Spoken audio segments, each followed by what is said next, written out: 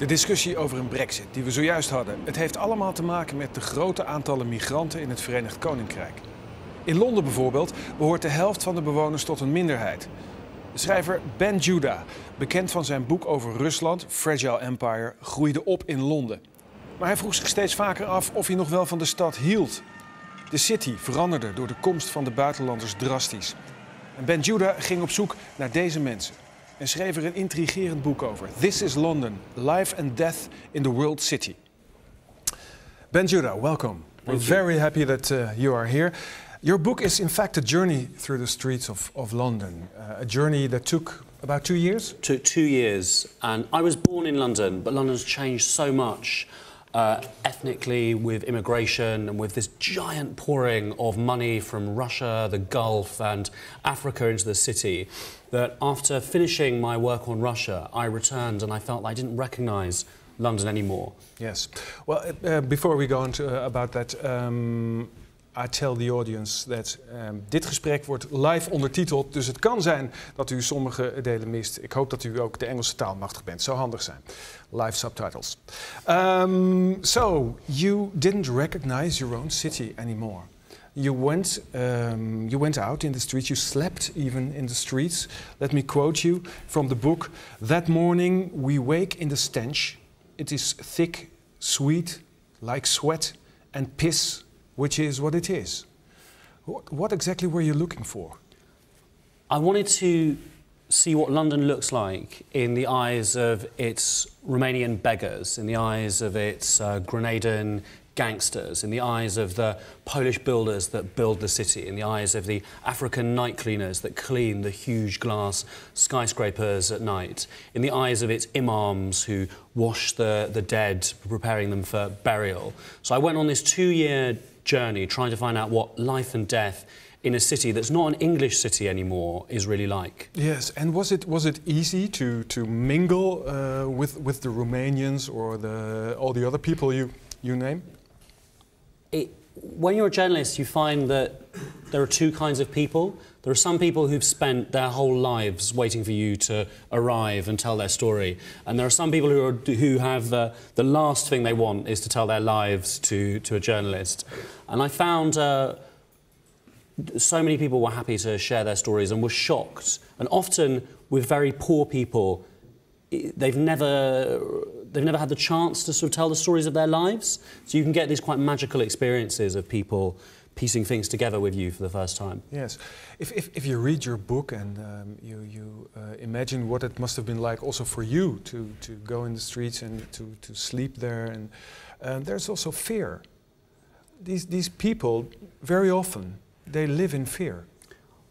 The book begins in Hyde Park Corner, and Hyde Park Corner is one of the richest, most golden streets in the world. It's next to the homes of Russian oligarchs and Qatari sheikhs, but unknown to them, in the underpass underneath the roundabout, sleep Romanian beggars who are in fear of being stabbed, in fear of being attacked, and who are the invisible people of the new London. So I went and I kind of lived with them and was treated like a beggar myself by the passing English and wealthy super class. And what was that like to be a beggar yourself? I mean, people looking at you like that.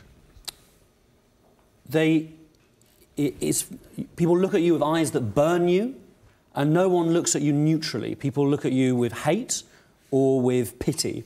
So it's a constant experience of emotional glares. But mostly it was the experience of being invisible. Yeah. I found that as people became drunker, the situation became more dangerous every night. And then frequently you would get abuse. And I found the most generous people with money were African men, I think because they understood what it meant to be poor. The African men were the most generous. Yes. The English, the British didn't give you anything. The most aggressive were English women. Really? How? Why? Just shouting at the. What did they call you? You can say anything on this show. Scum, kind of. Go home. What are you doing here? Okay. Now, what you describe is that there is, in fact, a whole illegal city in London. You say 600,000 people Minimum. are illegal. That's a city larger than Glasgow, you say. The way that the visa system works in the UK is we check people on the way when they arrive. We don't check if they go.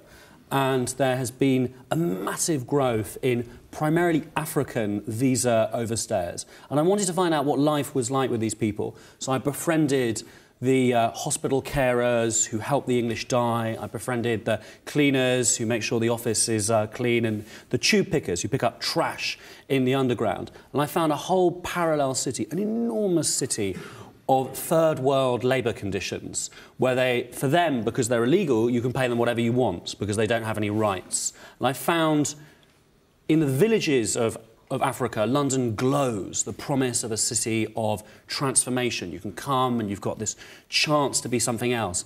But mostly these people were living very crushed dreams. Yes, yes. This book maybe is a book about shattered dreams, because when they come to London, they think that's the place to be. It's like, if I can make it there, I can make it anywhere. But London is two dreams in the villages of Africa, Asia and Eastern Europe. One is this dream of transformation. And I found a sort of Afghan community of young men that were telling me that in one of their valleys in Afghanistan, there is a particular area of London called Neasden, and people dream of it as this sort of golden utopia, the way that Englishmen used to dream of America in the 19th century, and only to arrive and find things were definitely not the case. So it's the dream of change. And the other dream is sexual freedom. And one of the beauties of London, I think, it's much stronger than New York or Paris or Berlin, is the mix that's happening.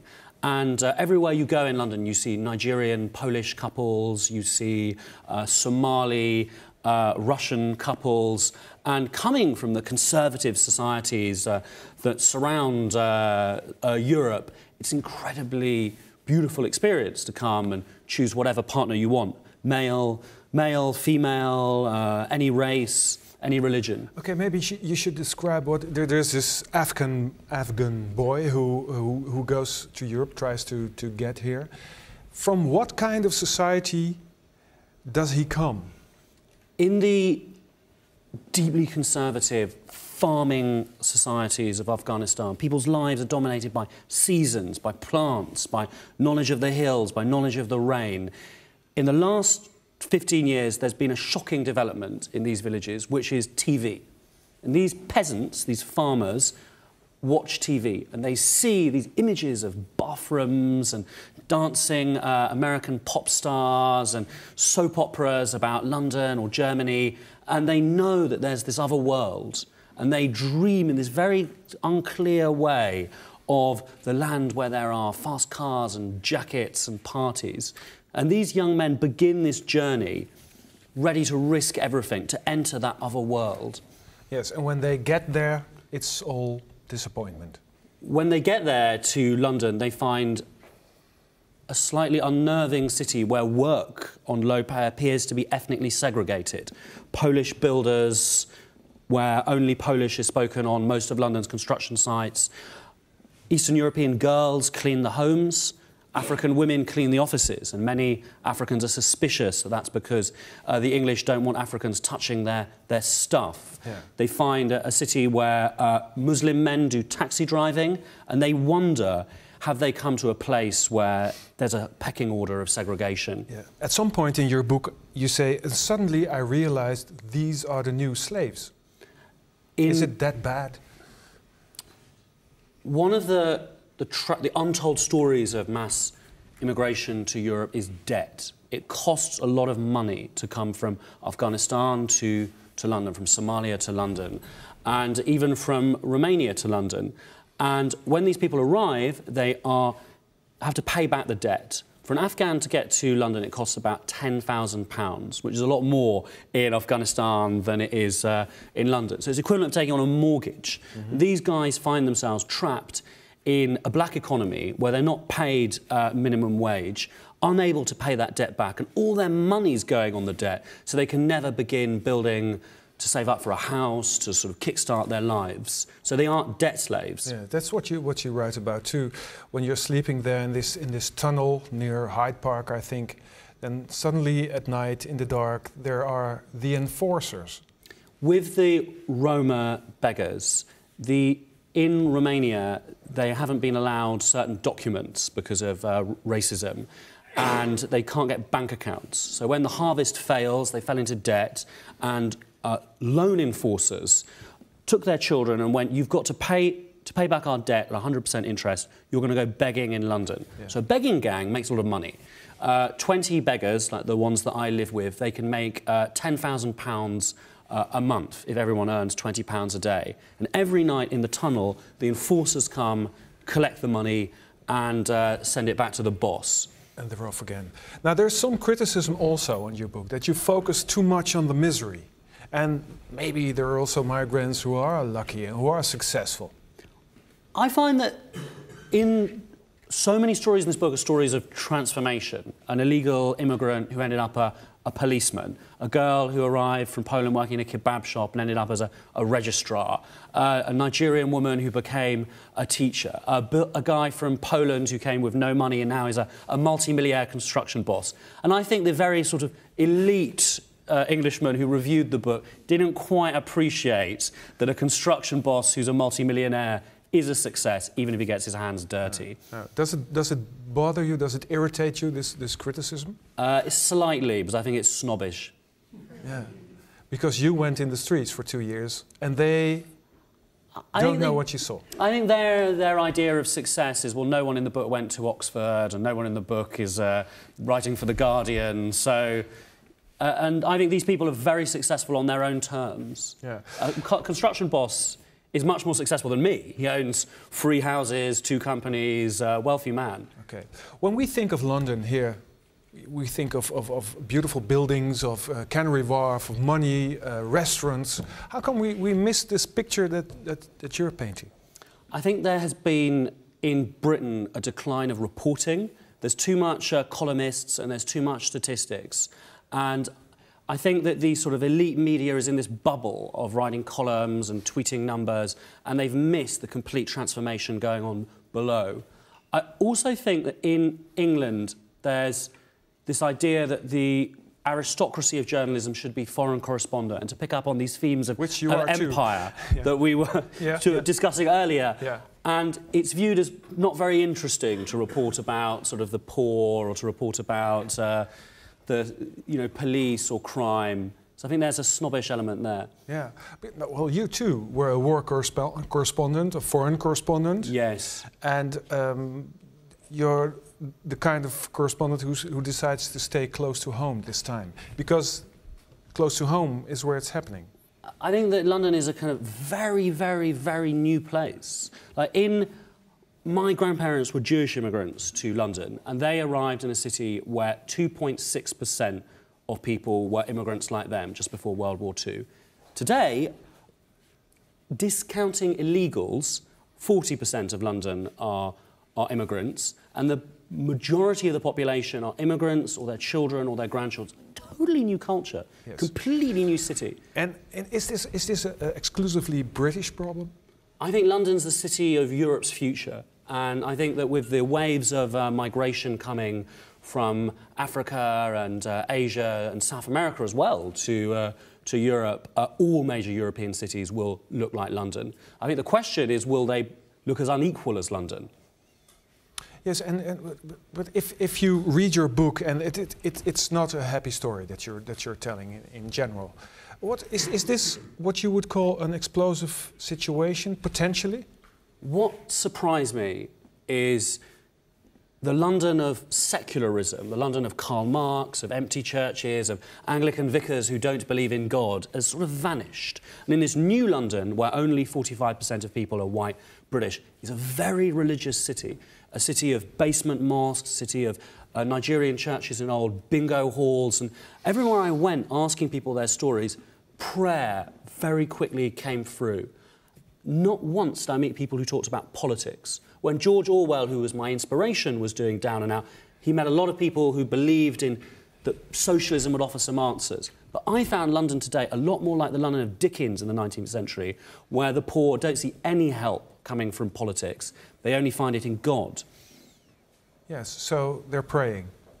I think it's a city of powerlessness, and that was my, my sadness leaving the journey. But if prayer is the only escape they have, that's in fact what you say, does that frighten you, or does it worry you, or what's your next step?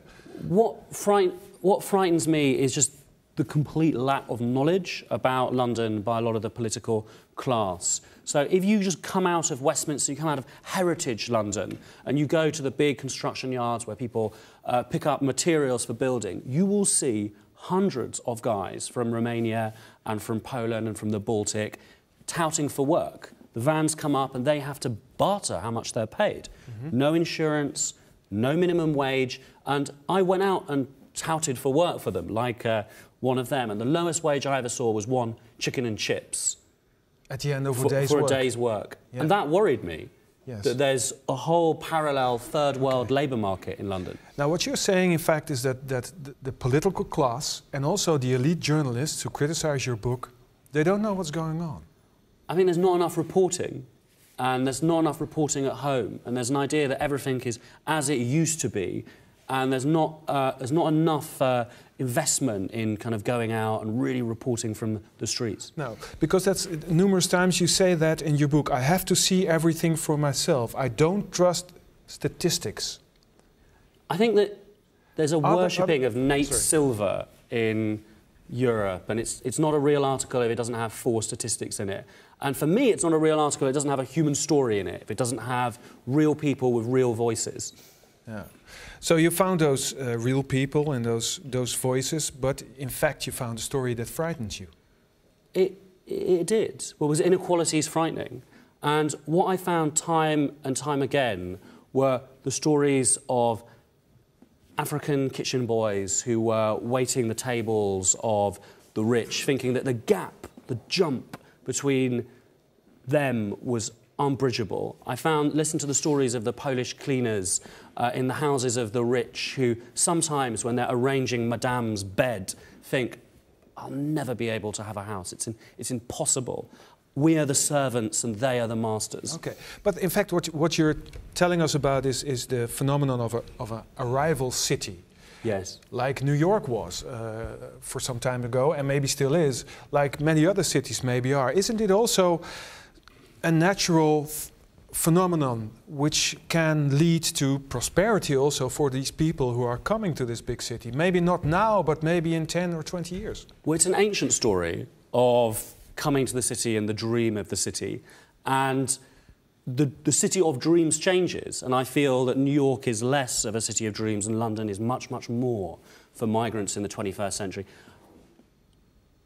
With the Afghans in my book, they repeatedly told me, where we live, it's rubbish of London, but it's a peace, beauty in the world. And that here we may be paid very badly, but there's nobody going around with a Kalashnikov going to shoot us if he's having a bad day. So it isn't that bad at all?